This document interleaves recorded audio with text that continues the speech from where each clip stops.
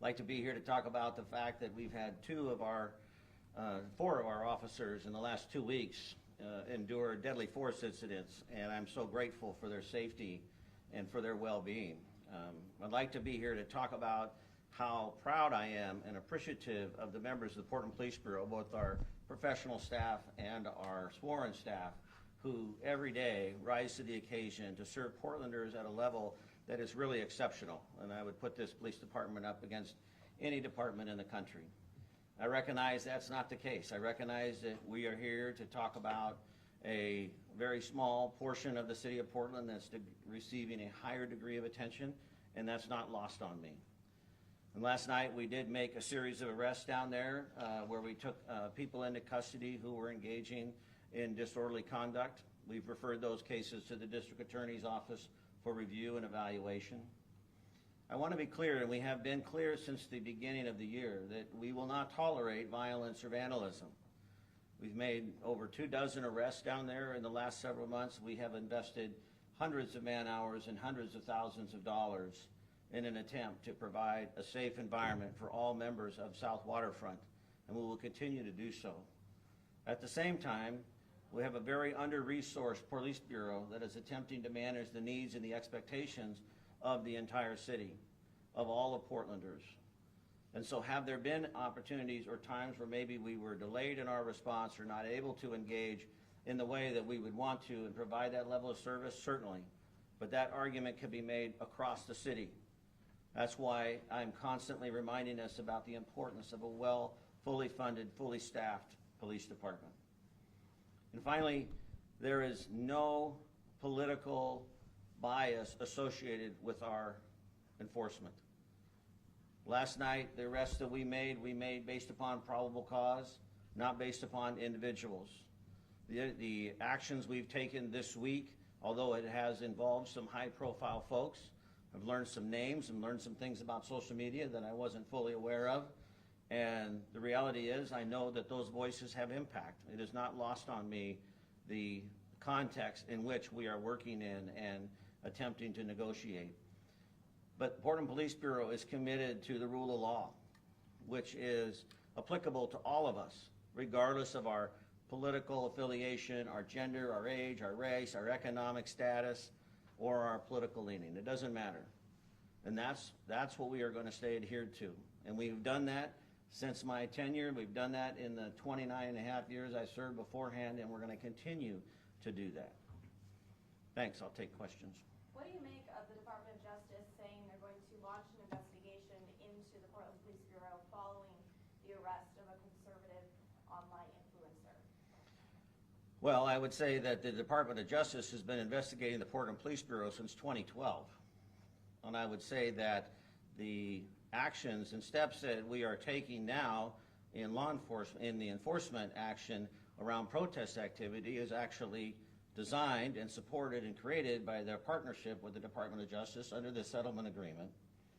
I would say that in 2020, under the original administration, that we were harshly criticized for the way in which we responded, and so 5 years later, as a learning organization, taking their input and their response, we have changed our response. So I have always been very transparent and welcoming of critique and evaluation of the Police Bureau.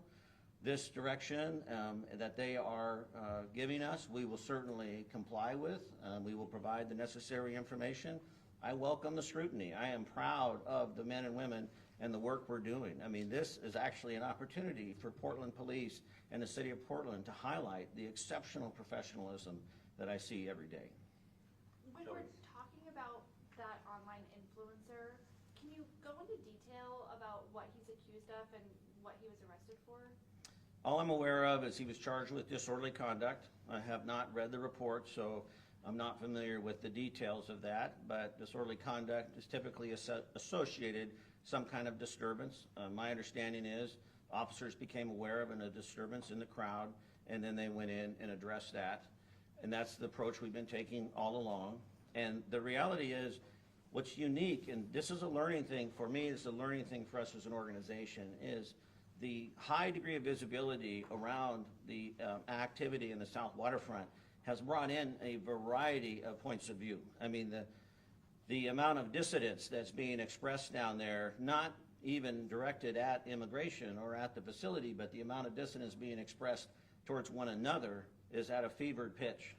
And that's where we need to start bringing the temperature down, because we are seeing all of these different perspectives and all of these different opinions gather in this small one-block area, and then unable to manage that in an appropriate way. And so we have these acts of violence, we have these fights, we have these assaults. They are occurring. We are doing investigations, we are making arrests, and we are sending those over to the district attorney's office for evaluation and hopeful prosecution. And we're going to continue to do that. Chief, the notice from the Department of Justice is, towards you and City Attorney Robert Taylor. Have either of you received notice? Have you talked with City Attorney Robert Taylor about it? Yeah, we've received notice, but that's the extent of it.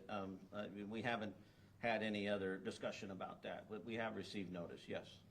You mentioned bringing down the temperature. So after seeing clashes between protesters and counter-protesters last couple of nights, does PPB plan on changing their approach from the reactive targeted arrests that we've seen the last few days to more of a proactive approach to keep these two groups separate? Yeah, so historically I have stayed away from commenting on operational strategies for a variety of reasons. One is safety of our members, as well as, it is an ever-evolving situation, so it's difficult to, predict or promise. But our dialogue officers have had a lot of success over the last few weeks and really over the last several months, developing relationships, stepping into this space. Even earlier this week, when there was heightened degrees of tension, our dialogue officers were instrumental in getting a vehicle out that had driven into the crowd, et cetera. So we're going to remain on track with that. We are definitely staffing in a way where we believe we can handle and manage the events down there and make arrests. If it requires a shift, I will be relying upon my incident management team to give me recommendations about what that might look like in terms of visibility, in terms of segregation of the groups. There's always challenges that go with that. And then finally, I've been in touch with all of our regional law enforcement partners. I have tremendous support and confidence that, if need be, we can call upon them. The governor has been very supportive with the state police, and then I'm in regular contact with the mayor. So we have a system in place and a process in place to deal with these challenges. The difficulty is they're not simple. They're very complex. And, we have tried to boil this down to, a he said, she said, or a very binary conversation. That's not what this is. This is a very complex environment in a very tightly confined space. So it's very challenging to police in the traditional way, and I love the police bureau because I know we've got innovative, creative leaders and officers that will always be looking for suggestions about how to improve that. Shelby? There have been a lot of comments on both sides since last night. Is there anything that your team has seen or that you've even seen yourself that you feel the need to clarify or say, well, that's just not true? Personally, have not seen a lot of comments because it may not come as a surprise to many of you, but I'm not glued to that. I did watch football last night and I didn't see a lot on there. But I have heard many comments, and the part that probably brings me the greatest deal of frustration or ire or sadness, whatever that emotion would be, is the accusation that our Portland police officers are making decisions based upon a political affiliation. The irony here is we were condemned in 2020 for our approach towards the left, and now we're being condemned in 2025 for our approach to the right. So I would say we've landed right in the middle of the fairway.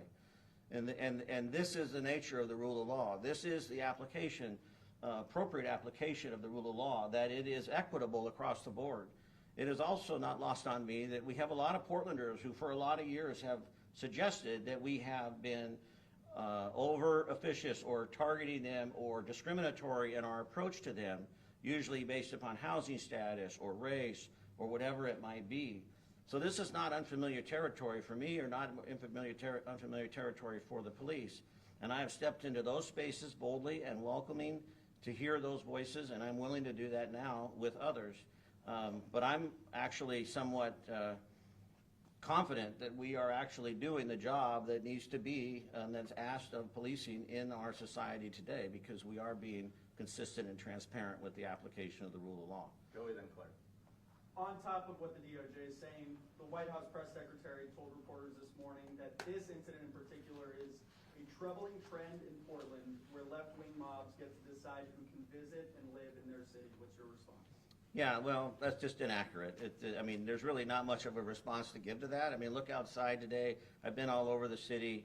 It's not left-wing mobs. This isn't, I'm standing up here. I'm not standing up here with the governor or the mayor or anyone else.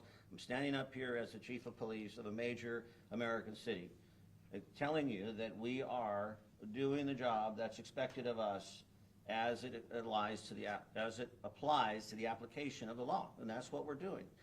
The purpose of policing in America is to provide support and service to communities to allow for a level of predictability. None of us want to feel unsafe. What is universal for all Americans is the desire to feel safe. This is biological, it's natural, it's human nature. And when we don't feel safe, when it feels uncertain, when it feels unpredictable, we withdraw, we pull back. And then we don't engage in the social contract, and we don't establish relationships, and we don't learn from one another. And we have created such an attitude of certainty and lost the art of curiosity that we are struggling to find a way to affirm that safety and vulnerability for all of us. And that to me is the crux of the issue. I absolutely welcome the opportunity to address crime and public safety in Portland. And some of that has to be done through enforcement. Some of that has to be done through arrest. But that is really not going to fix it. There's a difference between crime suppression and problem solving. And we can suppress crime, and we can be that, and we can be overt, and we can be intentional, and we can suppress crime. Let's really, while we're working to reduce crime, look at those systemic issues that feed it as well. Claire. Will Portland Police release body camera video of the arrest last night, including the arrest of Nick's order? Yeah, I would like to be able to release that. There's a process around redaction and faces and names and so forth, but I'm very open to releasing footage. I can't give you a time frame on that, but we will be trying to make that happen. Zane? Chief, like you said, the temperature is really up in the area. There's been developments happening day after day. Assistant Chief Dobson said in the court filing, specifically what you touched on, that the more that officers are down there, it pulls resources away from other parts of the city. What are you thinking about how long officers are going to be out there, whether that's DLOs, bike squad, RRT, because that can't, I imagine that can't be, a long-term.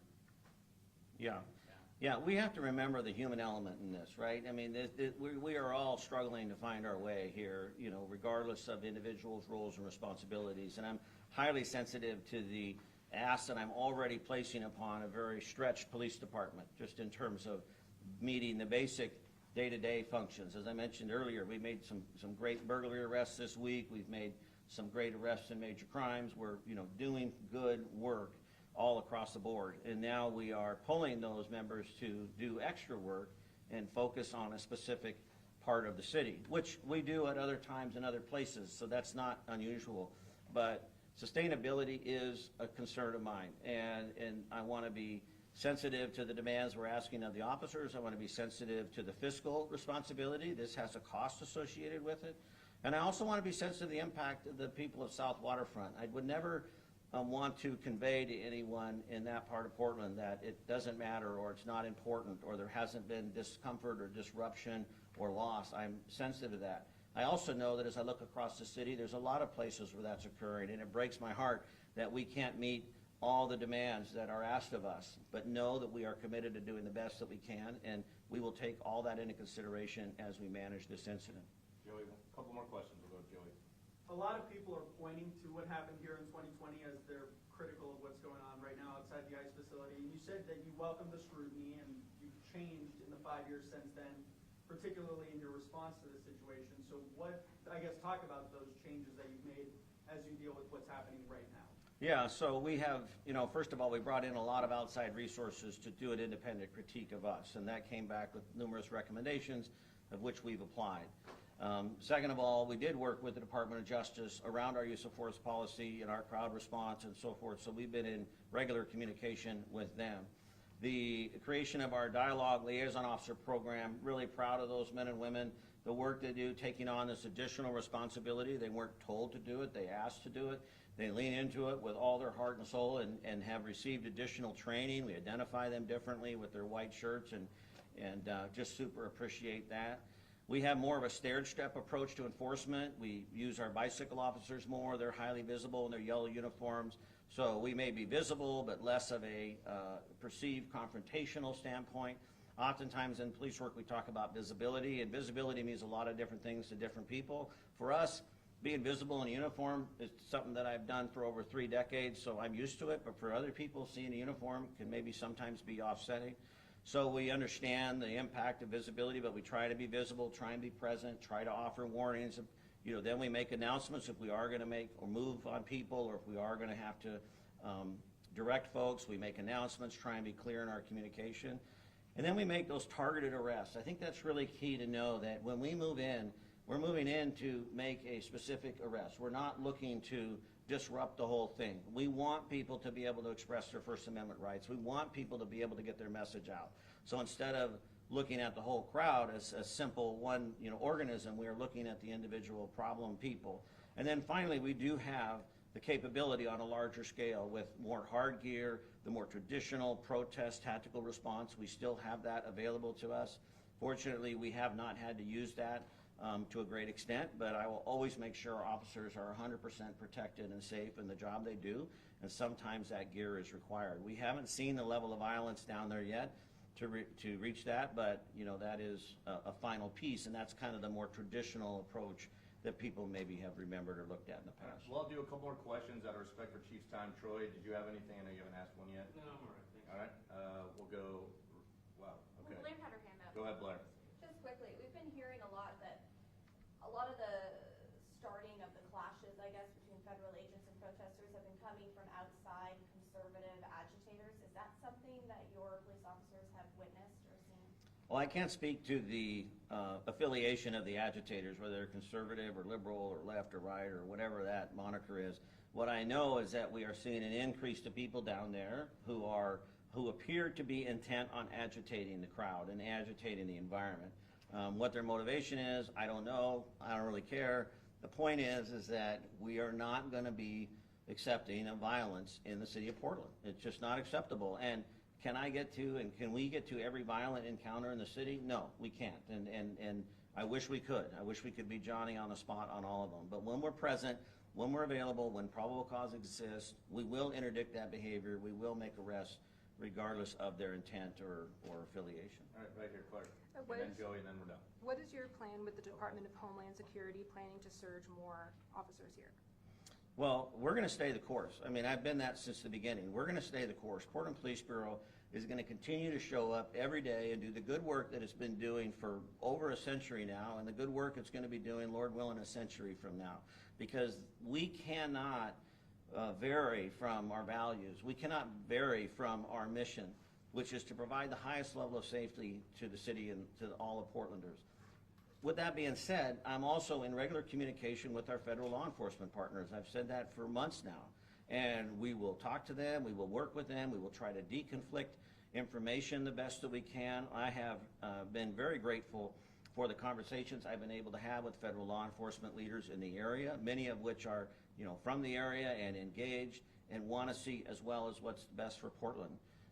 The noise that's happening and the political theater that's happening, I can't do anything about that. That's just the world we exist in. And the unique thing about being a chief of police is I'm the most political position in the city, but I'm the only one that doesn't get elected. And in my job, politics and operations collide every single day. And so I'm going to understand and be in the political spectrum, but I'm going to focus on operational support so that Portlanders can be safe. Joey, and then Shelby, and then that'll be it. As we've tried to track what's going to happen with this National Guard deployment, has your bureau been given a firm timeline of when we'll see boots on the ground here in Portland? No, we have not. I would anticipate in the coming days, much like everyone else, but we don't have a a start date. Is that something that you've been trying to get from the Department of War, whoever's in charge of this mission? Well, we've been having conversations, but that's not been a priority of mine. I mean, I know that they've been, assigned and mobilized. That's been well publicized. As I said, I mean, that doesn't change how we show up. I mean, I'm sensitive to the fact that their arrival may spark maybe some greater unrest or some greater response, but we are going to be consistent, and we can't just, I don't want to be reactive. I want to be consistent. Earlier this week, you said that we were talking about just one city block. But what do you have to say to the people who say, well, exactly, we're talking about one city block and Portland police haven't been able to control it? Yeah, that's a great comment, and I've thought about that comment a lot. I want to clarify a couple things. One, you know, as I said earlier, that city block matters. So please don't infer in anything, you know, shape or form that it doesn't. I was saying one city block in reference to the deployment of the National Guard. We don't need the National Guard for that city block. That was my intent. The ability to, you know, maintain, support, control, change, whatever the terminology is for that city block, yeah, it's equally as frustrating to me as it is to a lot of people.